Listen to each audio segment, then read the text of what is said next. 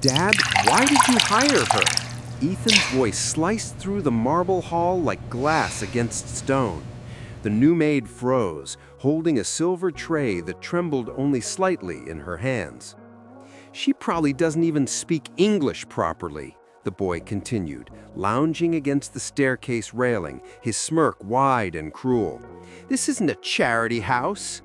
Silence swallowed the room. The father, Mr. Callahan, billionaire CEO of Callahan Holdings, didn't even look up from his tablet.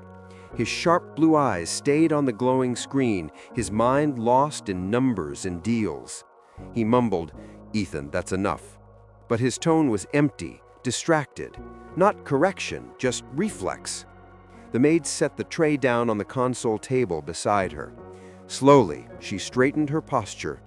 Her voice, when she spoke, was calm, low, and deliberate. "I speak 5 languages. Which one would you like me to answer in?" The air froze. Ethan blinked, thrown off for a second, then snorted, laughing, his arrogance louder than his disbelief. 5? Sure, maybe cleaning has its own language too. The father sighed, rubbing his forehead. Ethan. But before he could finish, the maid, Amara Carter, new to this house but not new to disrespect, met the boy's gaze head on. "No," she said, voice steady. "Cleaning doesn't, but kindness does. Respect does. Unfortunately, not everyone learns to speak them." A pin could have dropped in that marble silence. Ethan's smirk vanished. The father finally looked up, eyes flicking between the two. A child spoiled by privilege and a woman whose dignity made the whole room smaller around her. For a moment, no one breathed. Then Amara lowered her gaze, picked up the tray, and walked away without another word. Her heels clicked against the floor like a metronome, sharp, measured, unshaken. In the echo of her steps, something invisible cracked. Not a sound, but the beginning of change. The Callahan mansion looked perfect from the outside, glass, marble, and symmetry. Inside, perfection was just another form of silence. Amara moved through the corridors like a shadow that the house pretended not to notice. Every morning she woke before sunrise, ironed her uniform until it looked new again, and tied her hair into the same tight bun, her armor. She learned quickly that the Callahans didn't speak to one another much. Mr. Callahan, always on the phone, spoke in clipped sentences, full of numbers. Ethan spoke mostly in complaints. The housekeeper gave orders without eye contact. The air smelled like luxury and loneliness. In her first week, Amara learned more about this family from the framed photographs than from their words. The photos showed a smiling woman with kind eyes, Ethan's mother, always standing just slightly behind her husband, one hand on Ethan's shoulder. But her picture stopped appearing after a certain year. No one talked about her. Amara didn't ask. She'd learned long ago that some silences are sacred and some are just rotten. Still, she felt the echo of that absence everywhere, in the way Ethan snapped at everyone, in the way Mr. Callahan worked like a man trying to outrun grief, and in the way no one ever laughed in that enormous house. One evening, as she wiped down the grand piano that no one played, she heard Ethan on the phone with a friend. "She's so weird, man, like she's too good to be a maid or something. Dad says she's from somewhere in Africa, probably just lying about the languages." His laughter grated like broken glass. Amara paused, fingers still on the piano keys. For a moment, she thought of her old classroom back in Ghana. The chalk dust, the noise of children reciting words in French, English, Twi, even bits of Arabic. She remembered the day she'd had to leave it all behind, the promise she'd made to herself. No matter where I go, I won't stop speaking what I know. That memory steadied her. When Ethan entered the room a moment later, she didn't flinch. He stopped, uncomfortable for reasons he couldn't name. The way she looked at him, not angry, not afraid, unsettled him more than any insult could have. He muttered something under his breath and disappeared upstairs. Amara finished polishing the piano, then sat down on the bench for just a second. Her reflection on the glossy black surface stared back, tired, composed, still standing. She whispered, almost to herself, "In a house full of noise, silence is just another language." And from the upstairs hallway, unseen, Mr. Callahan stood listening. For the first time in a long while, he felt something stir, not guilt, not pity, but respect. It began with the sound of footsteps, polished shoes striking the marble like a metronome of authority. Mr. Callahan's schedule had changed. The next 2 days were critical. An international delegation from Europe, Asia, and the Middle East would visit his company headquarters to finalize a multi-billion-dollar merger. If it succeeded, he'd double his empire. If it failed, his name and fortune could fall overnight. The pressure turned him into a storm. The mansion became its eye. Staff rushed through hallways, florists delivered fresh white orchids, chefs rehearsed menus like actors before an opening night. Amara moved quietly between them, a still center amid the chaos. She had memorized the investors' names as she overheard the preparations: Mr. Laurent, Mr. Chow, Mr. Al-Farid. To her, those weren't just names, they were languages: French, Mandarin, Arabic. Familiar sounds she had once taught in a classroom full of curious children. Now she scrubbed crystal glasses for men who would never imagine she understood the words they'd speak. Ethan walked into the kitchen that morning, tapping on his phone, oblivious to the frenzy. "Dad said the guests are flying in tonight. Don't screw anything up, okay?" he muttered, not even looking at her. Amara didn't answer. She simply adjusted the tray she was polishing until the reflection of his face appeared in the silver surface. He looked down, caught his own distorted image, arrogant, blurred, and frowned. Something in him twisted, a discomfort he didn't yet know how to name. That evening, thunder rolled across the city as black cars lined up outside the mansion. The rain hit the glass walls like applause before a performance. Mr. Callahan stood at the entrance, greeting his guests with a business smile. "Welcome to Boston," he said to Laurent in English, then added awkwardly, "Bienvenue, welcome again." The Frenchman smiled politely, hiding amusement. Behind them, Amara appeared silently, offering champagne. She caught a word here, a phrase there, quick exchanges between the guests that slipped past the hosts. They were polite, diplomatic, but something was off. Misunderstandings in tone, translation gaps, small sparks waiting to become fire. Dinner was set for 8 o'clock.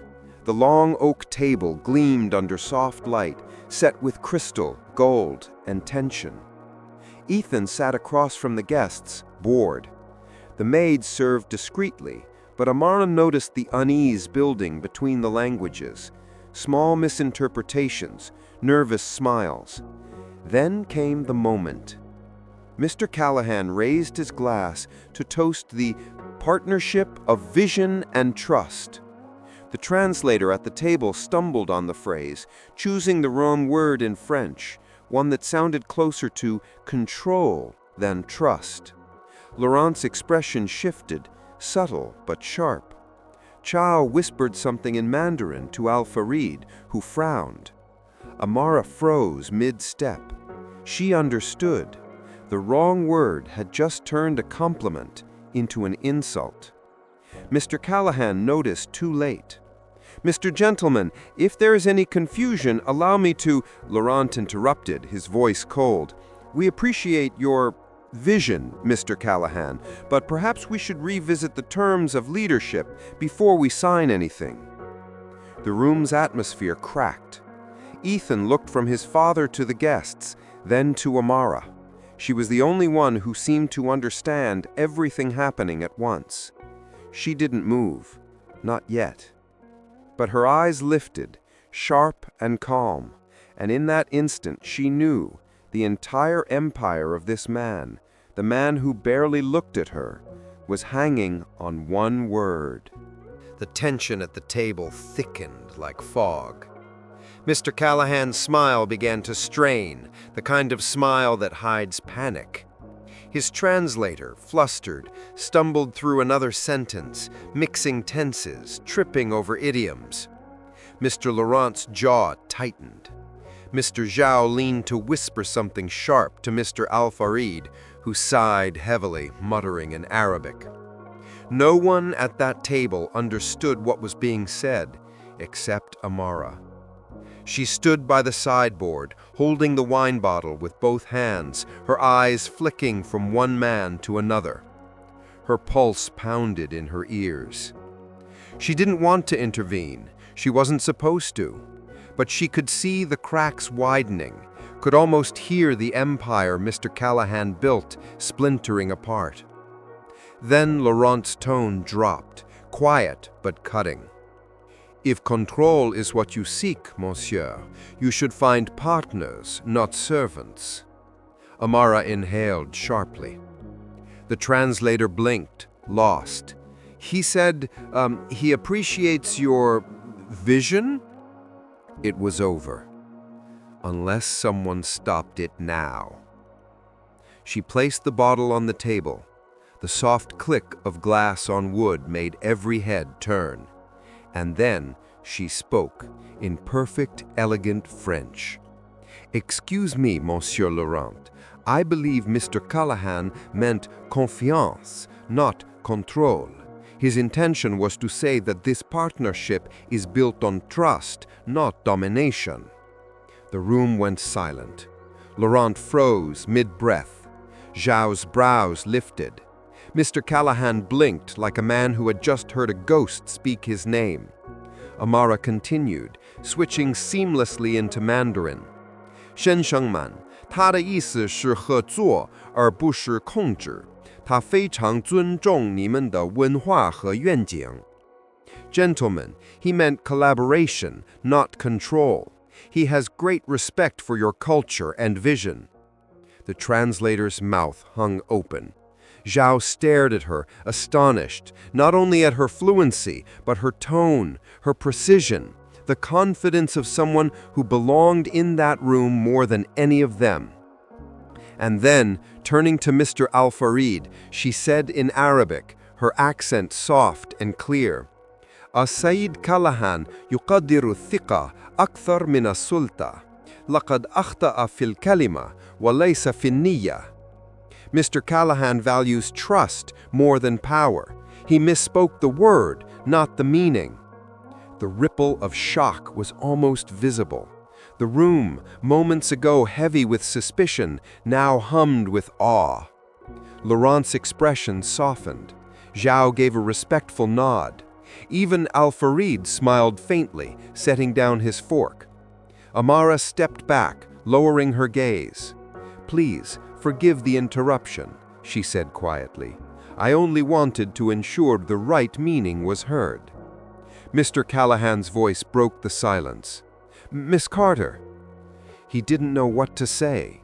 His eyes, the same cold blue that had once barely noticed her, now brimmed with disbelief, admiration, and something dangerously close to humility. Ethan stared at her as if seeing her for the first time. Laurent leaned forward, smiling. "Mr. Callahan, you never mentioned you had a linguist on staff." Amara smiled faintly. "You never asked." Laughter, genuine this time, rippled through the room. The ice melted. The dinner continued, light again, warm again. But for Mr. Callahan, the world had just tilted. He couldn't focus on the negotiations anymore. He kept glancing at Amara, replaying her words in his mind, her poise, her presence. The woman he'd hired to serve wine had just saved a deal worth billions. And she'd done it not with power, not with wealth, but with grace. When the investors finally left, shaking hands and smiling, Mr. Callahan stood by the door, still dazed. Laurent stopped before leaving, turning to him with a knowing look. "Trust, Mr. Callahan. It's a universal language. You should listen more to those who speak it." And then he was gone. Amara remained near the dining table, clearing glasses as if nothing extraordinary had happened. But in the reflection of the crystal, her eyes gleamed, not with pride, but quiet peace. She had done what needed to be done, nothing more, nothing less. The house was silent again, but this time it wasn't the silence of indifference. It was the silence that follows revelation, when words have already redrawn the lines between people. The investors' cars had disappeared into the night, leaving only the faint reflection of city lights against the mansion's glass walls. Inside, the dining room was half lit. The table was a battlefield of empty glasses, folded napkins, and abandoned pride. Amara moved quietly, stacking plates with the same grace she'd had all evening. Her expression was neutral, almost serene, but her hands trembled faintly when no one could see. Ethan stood at the doorframe, watching. He hadn't said a word since dinner. Not to her, not to his father, not to himself. His chest felt heavy, a strange, tight weight he didn't recognize. For years he had walked through life certain of one truth, that power was inherited, not earned. But tonight he had seen something he couldn't explain, a reversal so profound that it cracked something in him. He cleared his throat softly. He began, then stopped. Amara looked up, not startled, just patient. "Yes?" "You spoke all those languages." She tilted her head slightly. "Yes." He hesitated. "How?" Amara smiled, but it wasn't smug, it was warm, almost sad. "I taught them before I came here." Ethan blinked. "You were a teacher?" "Yes, back home. But when I moved here, my degrees didn't follow me. Only my accent did." Her words landed softly.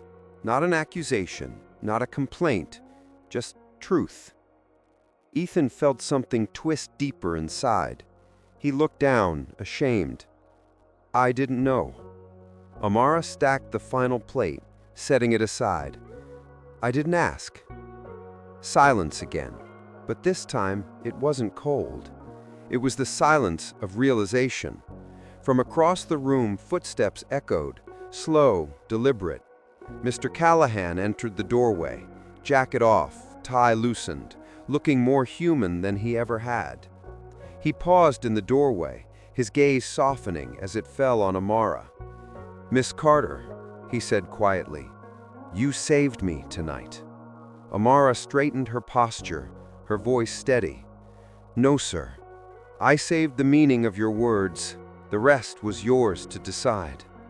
That humility, quiet, effortless, humbled him more than any lecture could have. He exhaled, sitting on the edge of the table, rubbing his temples. "When I hired you," he admitted, "I didn't even read your full application. I was desperate. My son had scared off half the staff. I just needed someone." Amara nodded, listening without judgment. "But tonight," he continued, "I realized something. You weren't someone. You were the one person who saw what everyone else missed." He gestured to the chandelier above them, its crystals glinting softly. "They saw wealth, opportunity, power. You saw meaning." Amara's gaze lowered modestly. "Meaning is often hidden in plain sight, sir. You just have to listen." From the shadows, Ethan whispered, almost to himself, "I didn't listen either." His father turned, surprised at the tone. Ethan wasn't defiant anymore. He looked small, like the boy in the pictures on the piano before his mother died. Amara smiled gently. It's never too late to learn a new language. Ethan frowned. You mean like French? She shook her head, her eyes kind. No, the language of respect. The words hung in the air, soft but heavy. Mr. Callahan stood, slowly, his expression thoughtful. Miss Carter, would you consider joining our company? I could use someone like you in negotiations. Amara paused. It was the offer of a lifetime, the kind people dream of. But her answer came without hesitation. No, sir, I'm honored, truly, but I think what your son said is the real opportunity tonight. Ethan looked up, confused. What do you mean? You asked how I learned languages. It's because I listened. Maybe it's your turn to start listening too, to your father, to others, and to yourself. Ethan swallowed hard. Mr. Callahan smiled faintly, something like gratitude flickering in his eyes. Then will you stay at least a little longer? Amara nodded softly. For a little while. As she gathered the last of the plates, Ethan stepped forward hesitantly. Miss Carter? Yes, Ethan? I thank you for everything. She turned to him, her expression calm but warm, the kind that heals without words. You're welcome, she said. And remember, understanding starts where pride ends. Then she walked toward the kitchen, her silhouette framed by the golden light of the chandelier, steady and dignified. Mr. Callahan and Ethan stood in silence watching her go, both realizing that the woman they had underestimated had just taught them the one thing money could never buy: how to see. Morning light poured softly through the mansion's high windows, flooding the once cold marble floors with a golden warmth they hadn't seen in years. The rain had passed. The air felt lighter, the way a house breathes again when its walls have heard truth. Amara stood in the kitchen, preparing coffee, not for service, but for herself. Her white blouse was crisp as always, her hair pulled neatly into a bun, her presence still composed, yet something in her seemed freer now. Footsteps approached. She didn't need to turn to know who it was. Ethan. He hesitated at the doorway, holding something in his hand, a worn-out book with foreign words scrawled across the cover. She smiled faintly. You found one of my old textbooks. He nodded, shy, uncertain. I wanted to learn, he said. French, maybe Mandarin too. You make it sound easy. Amara chuckled softly. It's not easy, but it's possible. All languages are, if you listen more than you speak. He stepped closer, his eyes earnest. I was horrible to you, he confessed. I said things I didn't even understand. I thought being rich meant being right. Amara looked at him gently, no anger in her voice, only grace. Being wrong is sometimes the best teacher, Ethan. What matters is what you do after. He looked down, ashamed, and nodded. From the hall came another sound. Slow, heavy footsteps. Mr. Callahan appeared, dressed in a simple shirt, no suit, no mask. He was holding something too, a small velvet box. Miss Carter, he began, his tone humble. May I speak with you? She turned toward him. Of course, sir. He hesitated. This wasn't a man used to feeling small, but now every word seemed heavy with humility. When the investors called this morning, they asked about you, not me. Laurent said you were the reason they signed the deal. They want to meet you again. They want to offer you a position as cultural liaison for the international branch. Amara blinked, surprised. Don't know what to say. Say yes, Ethan blurted, smiling nervously. You deserve it. Mr. Callahan took a deep breath. I do hope you'll consider it, but... He looked down at the velvet box, then at her. Before you decide, I wanted to thank you properly. He opened the box. Inside was not jewelry, but something simple. A fountain pen, engraved with gold lettering that read, Words build worlds. It belonged to my wife. She was a writer. She believed that words could destroy or heal. You reminded me that she was right. Amara's eyes softened, shimmering under the light. She took the pen delicately, her voice barely above a whisper. She must have been a remarkable woman. She was, and I think she would have wanted you to have it. For a moment, no one spoke. The sunlight caught the gold on the pen, glinting like a tear that refused to fall. Finally, Amara nodded. Then I'll carry her words carefully. Ethan exhaled, smiling through damp eyes. I still can't believe you speak 5 languages. Amara smiled back. 6 now. He blinked. 6? She looked at him warmly. Forgiveness is one too. He laughed, a little choked. Then teach me that one first. I already am. Later that afternoon, the house staff gathered by the main doors. Mr. Callahan insisted on walking Amara out himself. The car waited outside, sunlight glinting off the hood. He extended his hand, not as an employer, but as a man grateful. Thank you, Amara, for saving more than a contract. She smiled, shaking his hand. You're welcome, and thank you for learning a new language, the language of respect. Ethan stepped forward, holding out a small notebook. For you, he said. Inside the first page, he had written in shaky handwriting, Merci, gracias, sheshe, shukran, thank you. Amara's lips trembled into a smile. Perfect pronunciation, she teased. As she stepped into the car, Ethan called after her. Miss Carter. She turned. He grinned. When I learn my 7th language, I'll come find you just to say thank you again. She laughed softly, eyes glistening. Then I'll be waiting. The car door closed gently.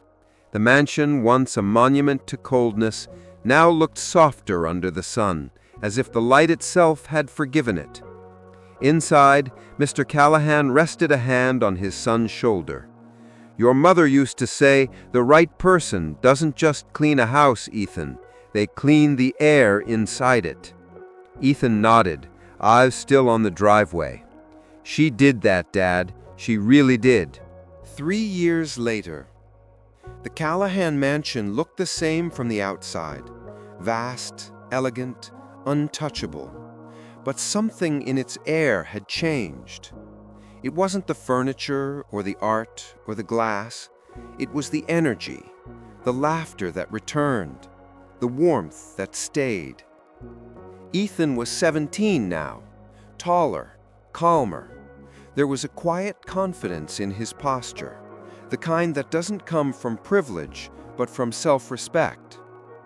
He sat at the grand piano, the one Amara used to dust, his fingers moving carefully over the keys, tracing notes she had once played absent-mindedly when she thought no one was listening. He stopped, smiling faintly at the memory. On the piano rested a small frame, a photo of him, his father, and Amara, taken the day she left. The pen she'd been given, his mother's, sat beside it, polished and safe.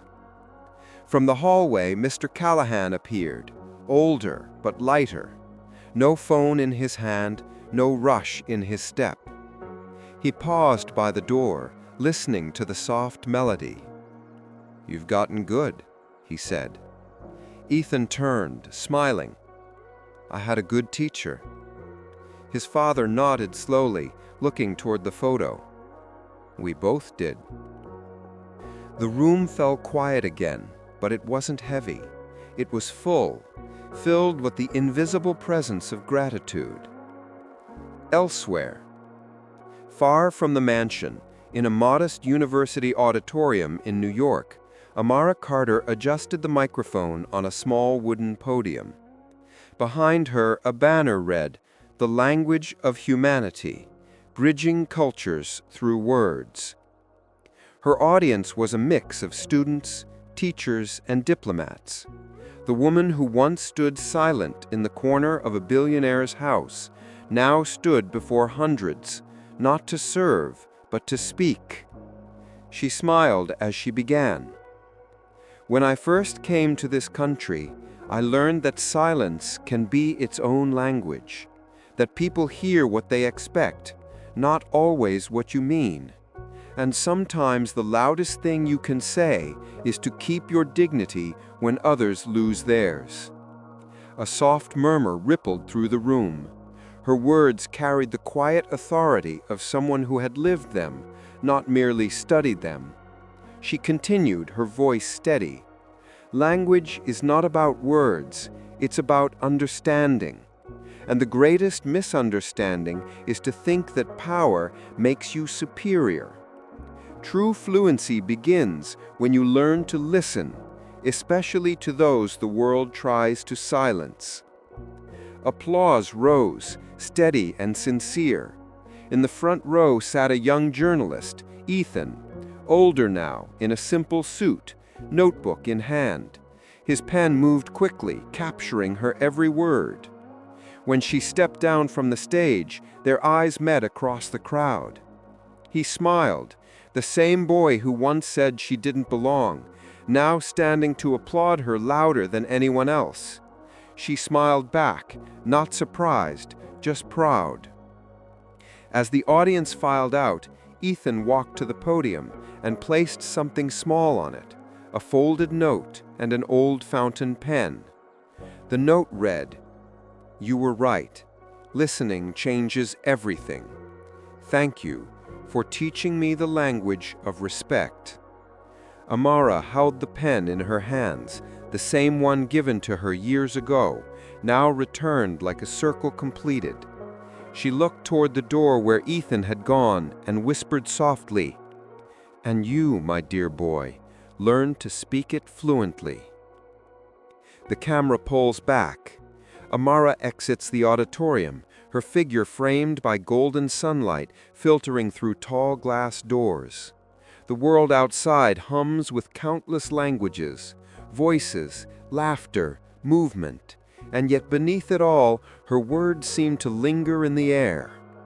Sometimes, the people the world refuses to listen to are the very ones who teach it how to understand. Fade out.